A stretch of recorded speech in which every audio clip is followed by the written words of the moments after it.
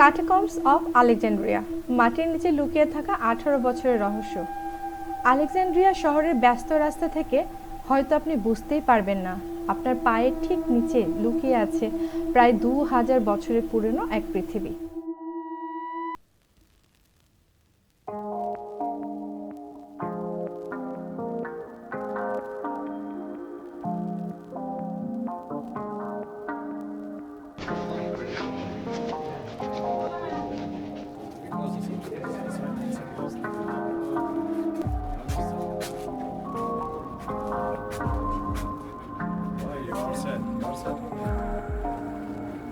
This is secret tomb here, okay? It was for parents, father and the mother, and you'll find it was somewhere as well. It was for children. All this, okay, to protect it from thieves. You know.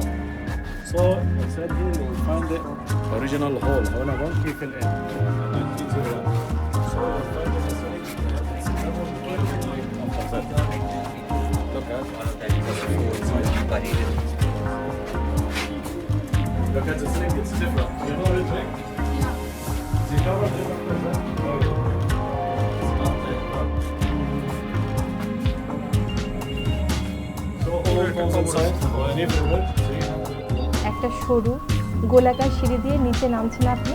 ধীরে ধীরে আলো কমে যাচ্ছে, আর যত নিচে যাচ্ছেন ততই আর মনে হচ্ছে আপনি শুধু মাটির নিচে নয়, সময়েরও নিচে নেমে যাচ্ছেন। হঠাৎ সামনে একটা বিশাল ভূগর্ভস্থ কক্ষ, দেয়ালে মিশরীয় দেবতা আনুবিসের ছবি। কিন্তু আশ্চর্যের বিষয় হলো, আনুবিস এখানে দাঁড়িয়ে আছে রোমান সৈনিকের পোশাকে। একই জায়গায় মিশরীয় দেবতা, গ্রিক মিথোলজি আর রোমান ডিজাইন সব একসঙ্গে। এটাই আলেকজান্দ্রিয়ার বিখ্যাত ক্যাটাকম্বস অফ কোম এল শোকাফা। কিন্তু এই অন্ধকার ভূগর্ভস্থ সমাধি তৈরি হয়েছিল কেন? কারা এখানে সমাধিস্থ হয়েছিল? সত্যি কি এখানে 300 জনের বেশি মানুষের সমাধি ছিল? আর একই জায়গায় রোমান সম্রাট কারাকাল্লার নামই কেন জড়িয়ে আছে? চলুন আজ আমরা মাটির নিচে নেমে খুঁজে দেখি এই রহস্যের গল্প।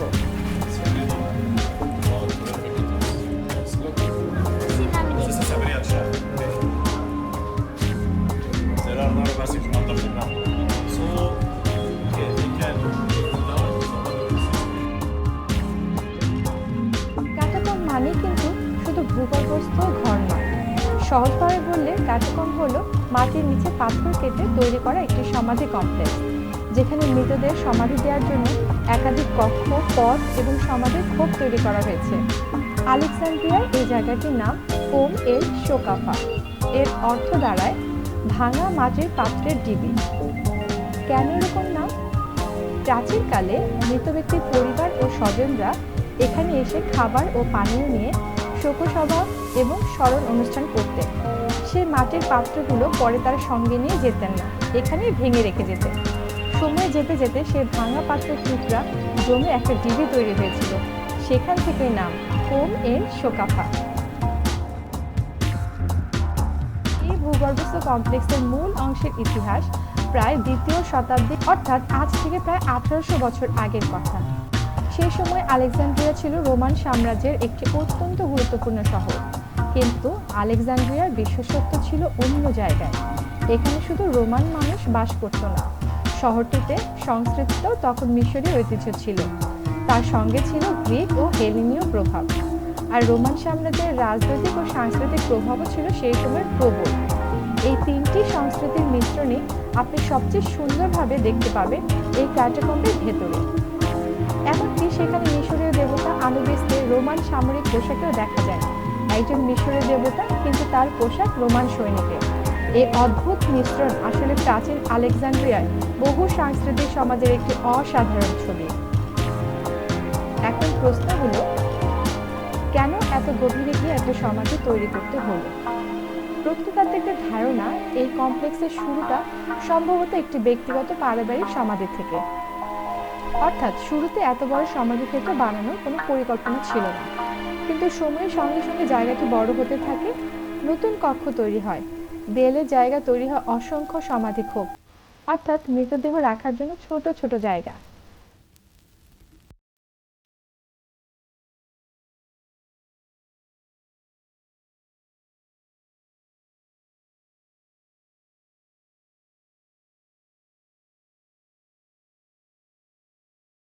শেষ পর্যন্ত পুরো জায়গা একটি বিশাল ভূগর্ভস্থ সমাধি কমপ্লেক্সের রূপ নেয়। এখানে 3টি ভূগর্ভস্থ স্তর ছিল, তবে নিচের স্তরটি ভূগর্ভস্থ পানির কারণে দীর্ঘদিন ধরে প্রবেশের অযোগ্য ছিল এবং বর্তমানে দর্শনার্থীরা মূলত উপরের অংশগুলোকেই দেখতে পারেন। আর এই জায়গায় নকশাটাও খুব আকর্ষণীয়। ভেতর যাওয়ার প্রধান পথ হলো একটি সর্পিল সিঁড়ি। সিঁড়িটি একটি গভীর কেন্দ্রীয় পথের চারপাশ দিয়ে নেমে গেছে, আর সেই পথ দিয়ে মৃতদেহ দড়ি ব্যবহার করে নিচে নামানো হতো বলে আলেকজান্দ্রিয়ার সরকারি বর্ণনায় উল্লেখ আছে। ভাবুন তো, আজ আমাদের যে সিঁড়ি দিয়ে নিচে আমরা নামছি, একসময় সেই পথ দিয়ে মানুষের শেষ যাত্রা শুরু হতো।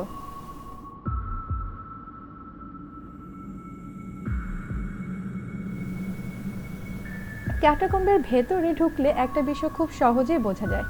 এটা শুধু সমাধি দেওয়ার জায়গা ছিল না, এখানে ছিল মৃত ব্যক্তিকে স্মরণ করে ভোজ বা খাবারের আয়োজন করার একটি কক্ষ। এখানে মৃত ব্যক্তির পরিবার ও বন্ধুরা একসঙ্গে বসে খাবার খেতেন এবং তাকে স্মরণ করতেন। অর্থাৎ মৃত্যুর পরও পরিবার তার প্রিয় মানুষটিকে ভুলে যেত না, বরং নির্দিষ্ট সময় পরে আবার ফিরে এসে দেখে যেত। শোকসভা, স্মরণসভা এবং মৃত ব্যক্তিকে ঘিরে খাবারের এই প্রথা আমাদের প্রাচীন আলেকজান্দ্রিয়ার মানুষের মৃত্যুকে দেখার দৃষ্টিভঙ্গি সম্পর্কে অনেক কিছু বলে দিচ্ছে। মৃত্যুই শেষ কথা নয়, পরিবারের স্মৃতির মধ্যে মৃত মানুষটি যেন জীবিতই থাকতে পারছেন। Oh, you know sandstone? Yeah. সমাধির গ্যালারিগুলোতে 300-এর বেশি সমাধি খোপ বা মৃতদেহ রাখার জায়গার কথা আলেকজান্দ্রিয়ার সরকারি বর্ণনায় বলা হয়েছে। আরও কিছু প্রত্নতাত্ত্বিক সূত্র এই কমপ্লেক্সকে এমন একটি জায়গা হিসেবে বর্ণনা করে যেখানে 300-এর বেশি মানুষের সমাধি দেওয়ার ব্যবস্থা ছিল। তবে এর মানে এই নয় যে আজও এখানে 300টি সম্পূর্ণ মমি বা কঙ্কাল দেখা যায়। সময়ের সাথে সমাধিটি বহুবার ক্ষতিগ্রস্ত হয়েছে, পরিবর্তিত হয়েছে।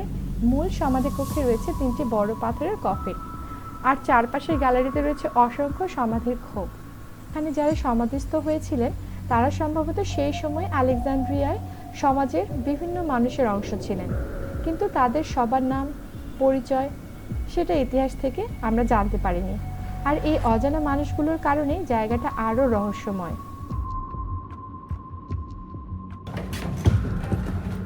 So sir, okay, and this is a real shaft. Okay. At the bottom, you will find the narrow passage under the ground. Okay. This will take the body of deceased to enter after that remain burial chamber over there. Okay.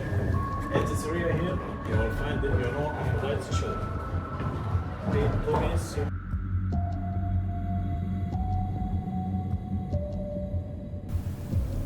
এখন আসি কাটাকম্বের সবচেয়ে আকর্ষণীয় দৃশ্যের কাছে।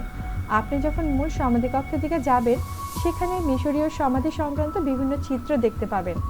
Anubis প্রাচীন মিশরের মৃতদের এবং মমি তৈরির সঙ্গে যুক্ত একজন দেবতা, কিন্তু এখানে আনুবিসের গায়ে ঐতিহ্যবাহী মিশরীয় পোশাক নেই, সে পরেছে রোমান সামরিক পোশাক।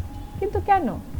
সম্ভবত তখনকার আলেকজান্দ্রিয়ার মানুষ মিশরীয় ধর্মীয় বিশ্বাসকে গ্রিক ও রোমান শিল্পরীতির সঙ্গে মিলিয়ে ব্যবহার করছিল। এখানে গ্রিক পুরাণের প্রভাব রয়েছে, আর রোমান শিল্পরীতিরও প্রভাব রয়েছে। তার পাশাপাশি রয়েছে মিশরীয় দেবতা ও মমি তৈরির ঐতিহ্যবাহী চিত্র। একটি সমাধির মধ্যে 3টি সংস্কৃতি, মিশরীয়, গ্রিক এবং রোমান। এই কারণে কোম এল শোকাফা শুধু একটি সমাধি নয়, এটি প্রাচীন আলেকজান্দ্রিয়ার সাংস্কৃতিক পরিচয়ের একটি মুহূর্ত যেন পাথরের মধ্যে ধরে রেখেছে।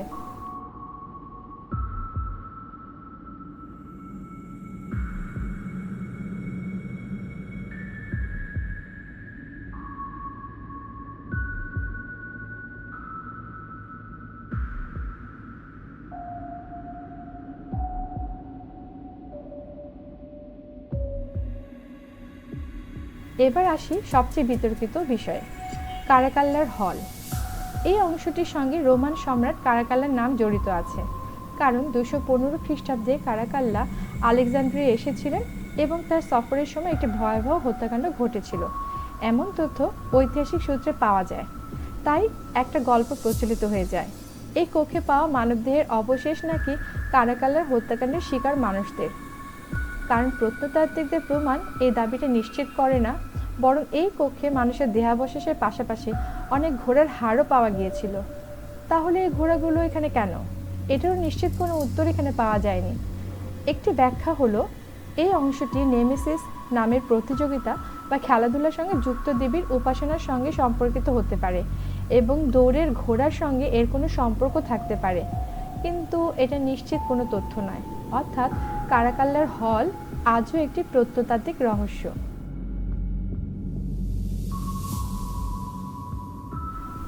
এই বিশাল ভূগর্ভস্থ সমাধি কমপ্লেক্স শত শত বছর ধরে মানুষের চোখের আড়ালে ছিল।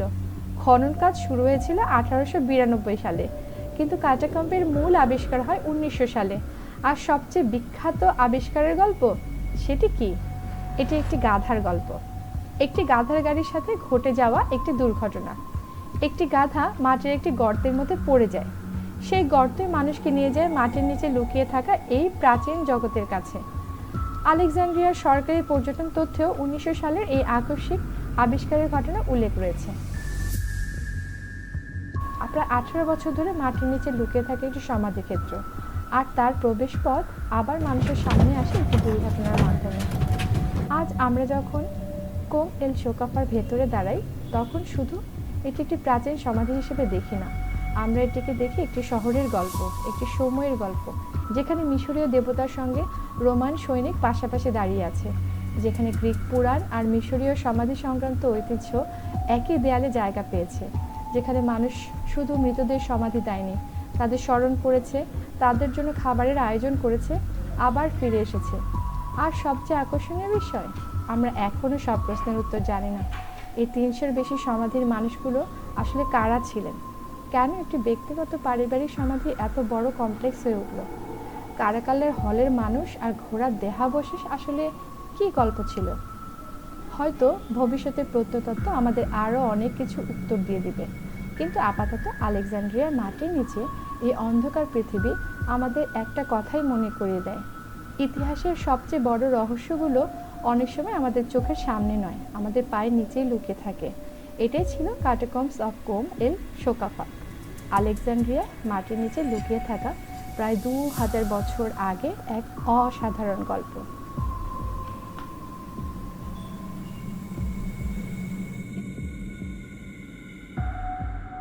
আমি আশা করি আজকের এই ভ্রমণ আপনাদের ভালো লেগেছে।